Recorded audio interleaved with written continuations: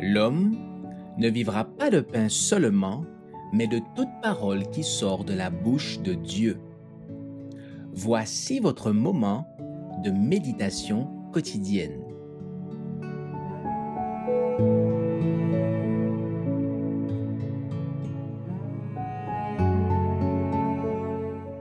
L'esprit qui fait fuir l'ennemi le 20 juillet.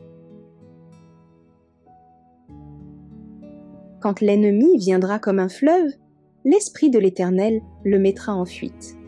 Ésaïe chapitre 59, verset 19. Dieu a prévu une assistance divine pour toutes les circonstances difficiles que nos faibles moyens ne peuvent affronter. Il accorde le Saint-Esprit pour nous aider dans chaque impasse, fortifier notre espérance et notre assurance, illuminer notre esprit et purifier notre cœur. Il faut qu'à votre tour, vous placiez votre volonté du côté du Christ. Quand vous soumettez votre volonté à la sienne, le Sauveur s'empare de vous et il produit le vouloir et le faire selon son bon plaisir. Votre nature est placée sous le contrôle de son esprit. Vos pensées elles-mêmes lui sont assujetties.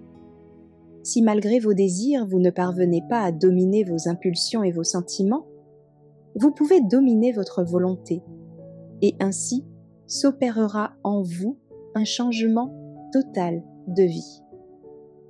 Quand vous vous abandonnez au Christ, votre vie est cachée avec lui en Dieu.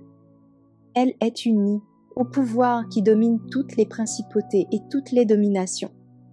Vous avez une force qui émane de Dieu et qui s'empare de sa force. Et une nouvelle vie, la vie de la foi, est alors possible pour vous.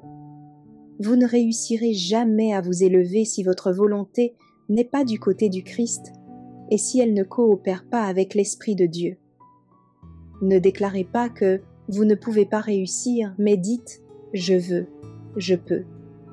Et Dieu a promis que son Saint-Esprit vous viendrait en aide chaque fois que vous vous efforceriez de remporter la victoire. Le but de notre vie est de nous préparer pour la vie éternelle.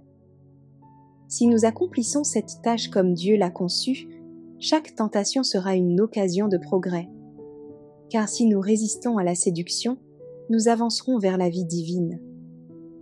Au plus chaud du conflit, des agents invisibles seront à nos côtés, envoyés par le ciel pour nous aider dans nos combats. Durant la crise, la force, la fermeté et l'énergie nous seront impartis et nous aurons à notre disposition plus qu'une puissance mortelle. Le Saint-Esprit travaille constamment, cherchant à purifier, à affiner et à discipliner l'âme des hommes, afin qu'ils soient prêts à faire partie de la société des saints et des anges.